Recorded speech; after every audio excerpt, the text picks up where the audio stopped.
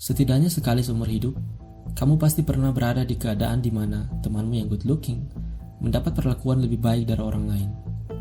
Setidaknya sekali seumur hidup, kamu juga pasti pernah melihat ada orang yang urusannya dilancarkan hanya karena dia merupakan anak, saudara, atau kerabat dari orang berpengaruh. Rasanya tidak adil kan?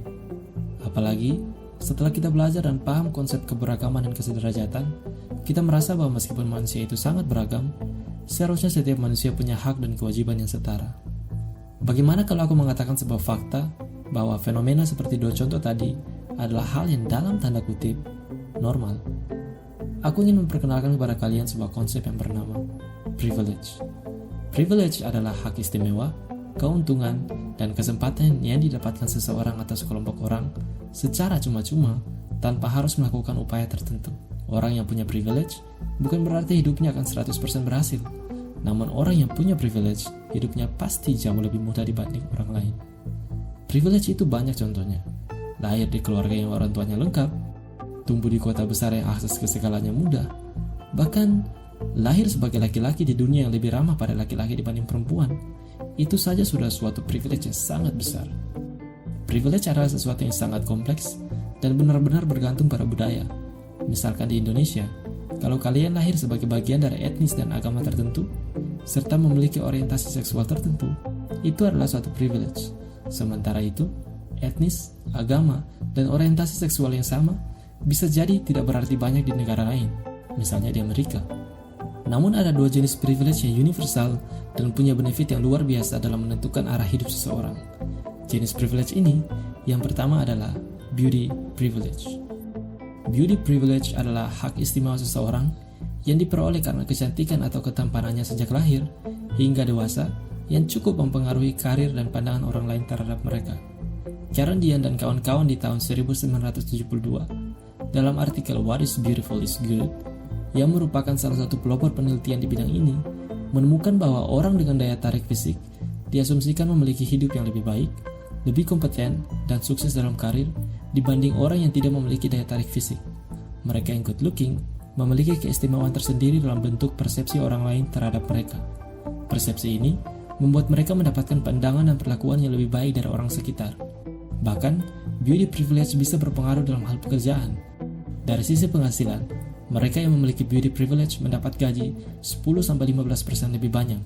Dari sisi tes interview, perempuan yang cantik 72% punya kemungkinan akan dipanggil kembali dibanding yang tidak cantik, sedangkan laki-laki yang tampan sebanyak 62%. Selain beauty privilege, jenis privilege kedua yang sifatnya universal dan punya benefit yang besar adalah bloodline privilege. Bloodline privilege adalah bagaimana garis keturunan yang dimiliki seseorang memberikannya banyak kemudahan dalam hidup.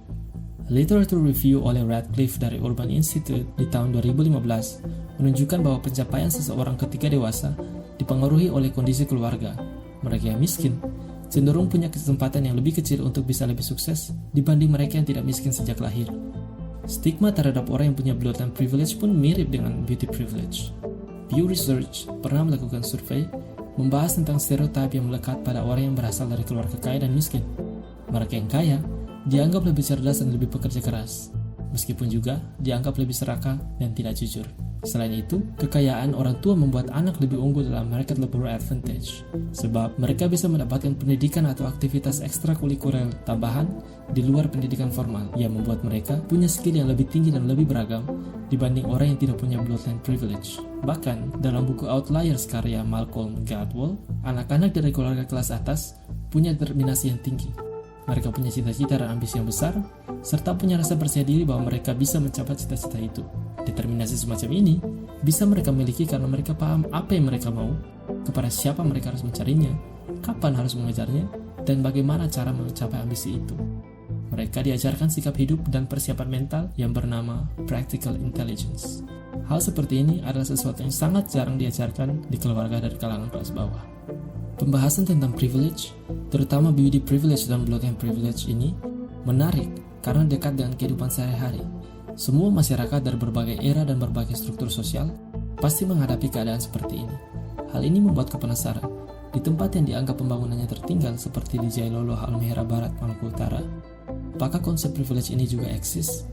Lantas bagaimana tanggapan orang-orang tentang ini? Karena itu, aku melakukan survei singkat serta in-depth interview dengan teman-teman mahasiswa yang berasal dari Jailolo untuk mencari tahu bagaimana tanggapan mereka tentang privilege. Dari 15 responden, 87% percaya bahwa privilege itu nyata adanya. Semua responden menyatakan bahwa mereka pernah melihat atau merasakan efek dari beauty privilege. Respon yang sama juga didapatkan ketika menanyakan tentang pengalaman mereka melihat atau merasakan efek dari bloodline privilege. Yang menarik adalah 93% dari responden setuju bahwa hak dan kewajiban semua orang haruslah sama meskipun punya level privilege yang berbeda-beda.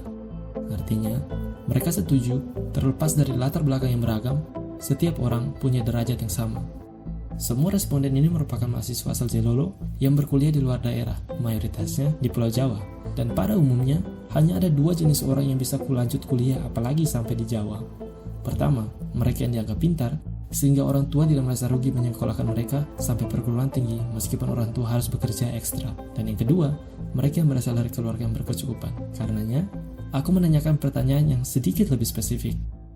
Apakah kesempatanmu mengakses pendidikan sampai perguruan tinggi sedangkan teman seumuranmu tidak bisa adalah sebuah privilege? 80% dari mereka setuju bahwa itu adalah privilege yang mereka dapatkan. Meskipun mereka sadar dan paham akan konsep privilege, 67% menganggap negara tidak bertanggung jawab atas perbedaan hak istimewa atau privilege yang dimiliki warga negaranya. Namun, 87% berpendapat bahwa negara wajib berusaha untuk membuat warga negara memiliki kesetaraan, meskipun terdapat perbedaan dalam hak istimewa, keuntungan, juga kesempatan antar warga negara. Aku sendiri cukup setuju dengan pendapat mayoritas responden tentang negara harus membantu meningkatkan kesetaraan, sebab negara harusnya amanah pada Undang-Undang Dasar 1945 Pasal 34. Namun di saat yang sama, karena perbedaan privilege ini adalah masalah sosial yang kompleks, harusnya setiap orang juga bertanggung jawab melakukan bagiannya untuk meminimalisir ketimpangan privilege, bisa dimulai dengan lebih berempati kepada sesama. Sebab kita hidup di dunia di mana semua orang ingin sukses. Namun kesuksesan hanya bisa didapatkan melalui partisipasi. Orang bisa berpartisipasi ketika dia diberi kesempatan.